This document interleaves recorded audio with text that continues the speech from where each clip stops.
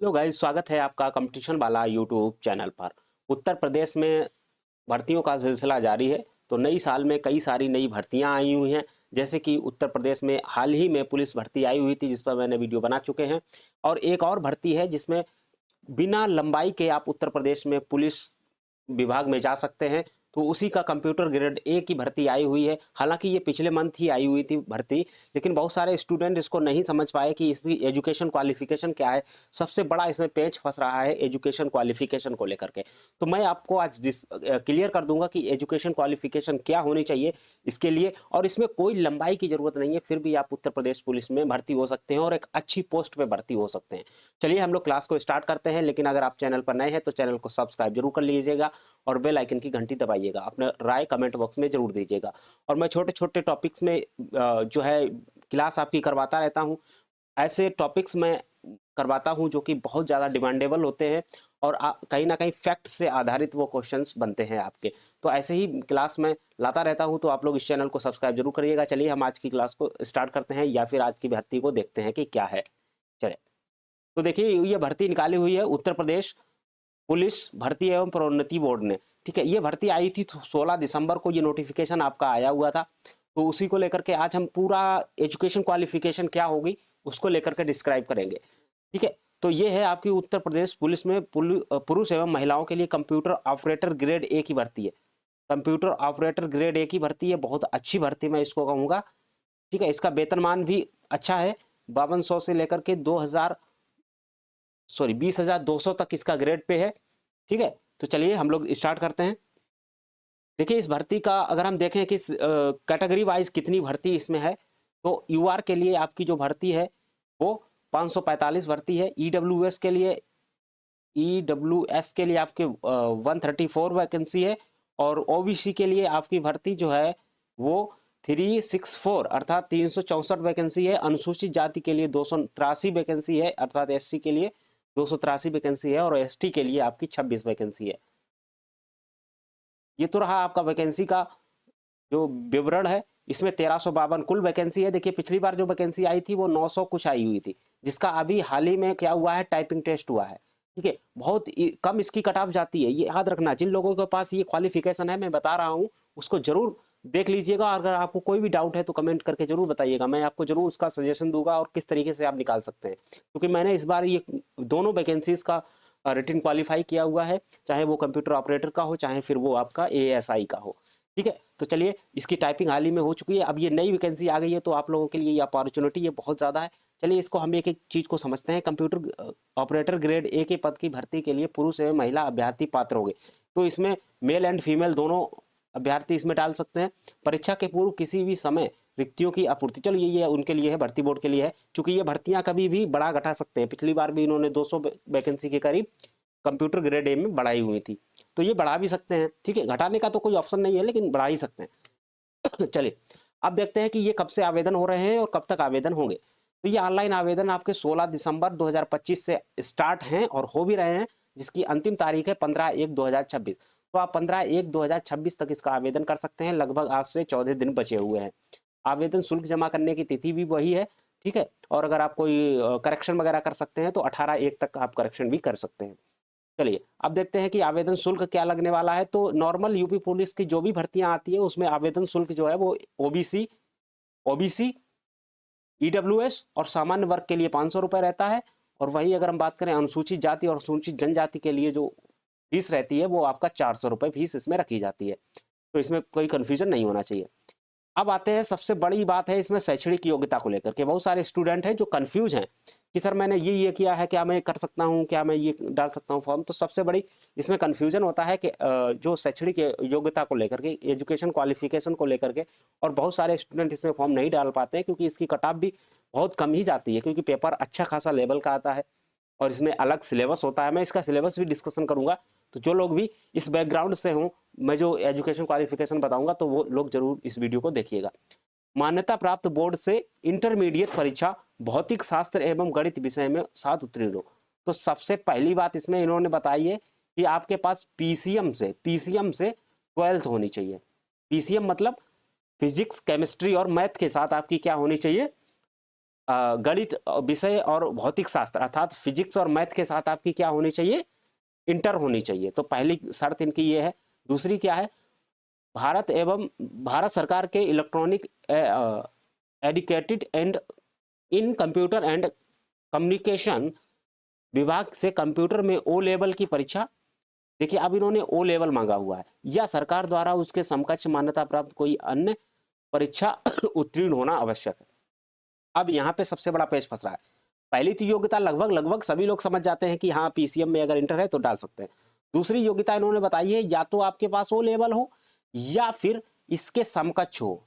अब समकक्ष किसे माना जाएगा, उसके लिए उत्तर प्रदेश सरकार ने एक लेटर जारी किया था, उसको मैं आपको दिखाऊंगा। इस नोटिफिकेशन में भी उन्होंने ऐड किया हुआ है कि अगर ये क्वालिफिकेशन आपकी है तो ये इसके समकक्ष मानी जाएंगी। देखिए समकक्ष के लिए क्या होता है, या इन्होंने या में लिखा हुआ है, देखिए यहाँ पे या में इन्होंने ये भी लिखा हुआ है कि हम इसके समकक्ष किसको मानेंगे, तो प्राविधिक शिक्षा परिषद उत्तर प्रदेश से कंप्यूटर अभियांत्रिकी, जो कंप्यूटर साइंस इंजीनियरिंग में क्या करते हैं, डिप्लोमा करते हैं, सूचना प्रौद्योगिकी आईटी इंफॉर्मेशन या इलेक्ट्रॉनिक अभियांत्रिकी मतलब इलेक्ट्रॉनिक्स इंजीनियरिंग में डिप्लोमा या सरकार द्वारा समकक्ष मान्यता प्राप्त कोई अर्हता हो। तो इन्होंने क्या किया है कि अगर आपके पास डिप्लोमा है, देखिए अगर आपके पास 10+2 और ओ लेवल है तो बिल्कुल अच्छा है। अगर आपके पास 10+2 और ये डिप्लोमा है, डिप्लोमा में कौन कौन से डिप्लोमा होने चाहिए आपके पास, एक तो आपका कंप्यूटर साइंस में होना चाहिए सीएस में, दूसरा आपका आईटी में होना चाहिए, और तीसरा अगर आपके पास इलेक्ट्रॉनिक्स इंजीनियरिंग में है डबल ई में है तो भी आप इसके लिए आवेदन कर सकते हैं। ये तीन डिप्लोमा समकक्ष माने गए हैं ओ लेवल के, ठीक है। और भी इन्होंने कई बातें इसमें ऐड की हुई हैं, मैं अभी ये उसका टेबल भी प्रस्तुत कर दूंगा कि जो लोग ये सारे एजुकेशन क्वालिफिकेशन किए हुए हैं तो वो लोग भी इसको अप्लाई कर सकते हैं। देखिए क्या है, आवेदन की अंतिम तिथि अब इसमें इन्होंने साफ कर दिया है कि अपेयरिंग वाले स्टूडेंट इसमें नहीं डाल पाएंगे। जो लोग अभी डिप्लोमा का एग्जाम देंगे या फिर जो लोग अभी ओ लेवल का एग्जाम देंगे या 10+2 का एग्जाम देंगे तो वो लोग इसमें आवेदन नहीं कर पाएंगे, क्योंकि उनके पास सर्टिफिकेट और मार्कशीट दोनों होनी चाहिए, ठीक है। आवेदन पत्र में प्रदर्शित शैक्षणिक अर्हता, ठीक है, वो उनके लिए है कि वही आपकी होनी चाहिए। चलिए आगे देख लेते हैं कि क्या क्या हो रहा है इसमें। तो आयु से संबंधित देखिए अब इसमें बात की गई है आयु से संबंधित 1/7/2025 को 18 वर्ष की आयु प्राप्त कर लिया हो, तो मिनिमम इन्होंने कहा है कि 1/7/2025 को वो 18 वर्ष का हो जाना चाहिए था और 28 वर्ष से अधिक की आयु प्राप्त ना की हो। अब देखिए यहाँ पे 28 वर्ष किया हुआ है, इसकी देखिए आयु सीमा क्या की है इन्होंने, 28 वर्ष। तो ये तो बेसिक सा हो गया। यूआर के लिए इन्होंने ये एज रखी हुई है कि 28 वर्ष, 28 वर्ष तक के अगर आप हैं तो आप आवेदन कर पाएंगे। और ये उन्होंने डेट ऑफ बर्थ को बिल्कुल क्लियरली बता दिया है कि 1/7/1997 के बाद की अगर आपका जन्म है तो निश्चित रूप से आप इसको आवेदन कर पाएंगे। और कब तक का है, 1/7/2007 से। वहीं अगर आप नॉर्मल यूपी पुलिस कांस्टेबल की बात करेंगे तो उसमें 22 साल एज ली गई है, लेकिन यहाँ पे 28 साल एज ली गई है, तो काफ़ी एज का अंतर है। अगर आपके पास ये सब एजुकेशन क्वालिफिकेशन है तो आप निश्चित रूप से इसमें जरूर डालिएगा और आप इसमें अपना भाग्य आजमाइएगा। परंतु यह अन्य पिछड़ा वर्ग, अनुसूचित जाति, अनुसूचित जनजातियों के लिए देखिए हाँ जो भी छूट होती है वो उत्तर प्रदेश के निवासी होने चाहिए, तो उसमें जो भी छूट मिलती है लगभग 5 साल SC ST OBC को छूट मिलती है, तो वो इसमें छूट दी जाएगी, ठीक है। चलिए आगे देखते हैं। शारीरिक स्वस्थता, मतलब इसमें कोई ऐसे शारीरिक स्वस्थ व्यक्ति क्या है, शारीरिक स्वस्थ होना चाहिए, बाकी ऐसा इसमें कोई चीज नहीं मांगी गई है। देखिए इसमें लिखा है कि शारीरिक रूप से विकलांग व्यक्ति पुलिस सेवा के लिए अर्ह नहीं होंगे, मतलब कोई विकलांग नहीं होना चाहिए। बाकी अगर बिल्कुल ठीक है व्यक्ति, चश्मा लगाए हुए है तो भी चलेगा, कोई ऐसी दिक्कत नहीं है। कभी हाथ पैर टूटा था आज ठीक है तो चलेगा, कोई दिक्कत नहीं, ठीक है। अब देखिए शैक्षणिक योग्यता को लेकर के जो इस नोटिफिकेशन में जो उत्तर प्रदेश सरकार ने एक नोटिस जारी किया था उसमें देखिए किन किन योग्यताओं को इन्होंने लिया हुआ है, तो मैंने यहाँ पे इसको लेकर रखा हूँ। छोटा सा दिखेगा क्योंकि मैंने इसको स्लाइड में कन्वर्ट किया हूँ, तो अगर आप लोग चाहते हैं कि इसको बेसिक रूप से देख सकते हैं तो आप उसका जो नोटिफिकेशन है उसमें देख सकते हैं, ठीक है। तो इन्होंने कहा है कि ये सब, ये देखिए महत्वपूर्ण चीज इन्होंने ये दी हुई है। इन्होंने कहा है केंद्र राज्य सरकार में बोर्ड विश्वविद्यालय UGC नेट के संस्थान में 1 वर्ष की अवधि का ओ लेवल का प्रमाण पत्र। पहला तो इन्होंने कहा है कि चलिए ओ लेवल होगा तो ठीक है, या फिर इन्होंने कह दिया है कि ओ लेवल के बाद अगर 10+2 के उपरांत कंप्यूटर का 1 वर्ष का आपने अगर कोर्स किया है, पहले तो 10+2 होना चाहिए, 12th होनी चाहिए, उसके बाद अगर ये सारे कोर्स आपने कंप्यूटर के किए हुए हैं, 1 साल का ये सारे कोर्स होते हैं, कौन कौन से, diploma in office automation, publishing, diploma in office management application, advance diploma in computer, advance diploma in computer application. तो इस तरीके के जो कोर्स हैं, जैसे है advance diploma in computer hardware, advance diploma in computer programming, diploma in computer applications, diploma in computerised finance accounting, diploma in computer skills, diploma in computer teaching training, teacher training, diploma in programming, diploma in information system audit, diploma in software management, diploma in information technology, diploma in software technology,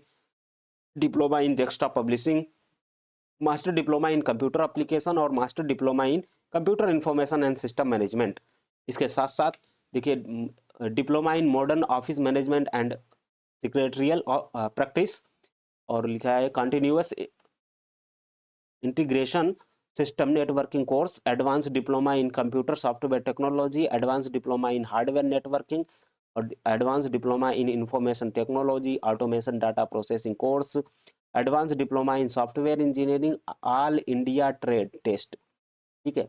और इसके बाद है post graduate diploma in computer web designing, ठीक है, PGDCAW, ठीक है, ये वाली। तो ये 28 प्रकार के कंप्यूटर के कोर्स जो हैं ये समकक्ष माने गए हैं ओ लेवल के। अगर आपने 10+2 किया हुआ है, अगर मान लीजिए आपने 10+2 किया हुआ है, 10+2 करने के बाद वो भी PCM से, उसके बाद आपने ये 28 कोर्स अगर किए हुए हैं, इसके साथ साथ 3 जो इसमें ऐड नहीं किए गए हैं, जो इन्होंने स्टार्टिंग में ही बताए थे, एक तो CS, एक IT और एक EE, अगर इससे आपने डिप्लोमा किया हुआ है तो ये भी एलिजिबल है। तो इतने सारे क्वालिफिकेशन वाले स्टूडेंट इसमें एलिजिबल हैं। बहुत सारे स्टूडेंट को इसका पता नहीं होता है कि ये लोग भी इसमें एलिजिबल हैं। तो केंद्र सरकार द्वारा यही सारी बातें इसमें लिखी गई हैं। 10+2 के साथ ये कोर्स अगर आपने किए हैं तो निश्चित रूप से आप इसमें डाल सकते हैं, ठीक है। तो ये सब सारे डिप्लोमा इसमें इसके बराबर माने गए हैं और ये उत्तर प्रदेश शासन का एक लेटर था जो मैंने आपको बताया। तो इस तरीके से आप इसमें बिना लंबाई की उत्तर प्रदेश पुलिस में भर्ती हो सकते हैं, जिसमें कोई लंबाई और कोई चीज़ नहीं ली गई है। एक अच्छी सी वैकेंसी इसमें आई हुई है जिसको आप लोग आवेदन कर सकते हैं, ठीक है। तो इसके जो सिलेबस वगैरह है इसको मैं नेक्स्ट वीडियो में बना दूंगा। सिलेबस इसका थोड़ा अलग सा है, उत्तर प्रदेश कांस्टेबल जैसा इसमें सिलेबस नहीं है। इसमें कंप्यूटर पूछा जाता है और मैथमेटिक्स पूछा जाता है और रीजनिंग पूछी जाती है। उसके साथ साथ कुछ क्वेश्चंस इसमें जीके जीएस के भी आ जाते हैं। वो सारे एक एक करके मैं आपको डिस्क्राइब कर दूंगा, क्या इसकी माइनस मार्किंग है क्या नहीं है, इसका अगले लेक्चर में इसको करूंगा। जिन लोगों के पास ये क्वालिफिकेशन है वो लोग जरूर इसको अप्लाई करिएगा और जुड़े रहिएगा जुड़े रहिएगा कंपटीशन वाला यूट्यूब चैनल पर। मिलते हैं नए लेक्चर में, तब तक के लिए देखते रहिए कंपटीशन वाला YouTube channel. Thank you very much.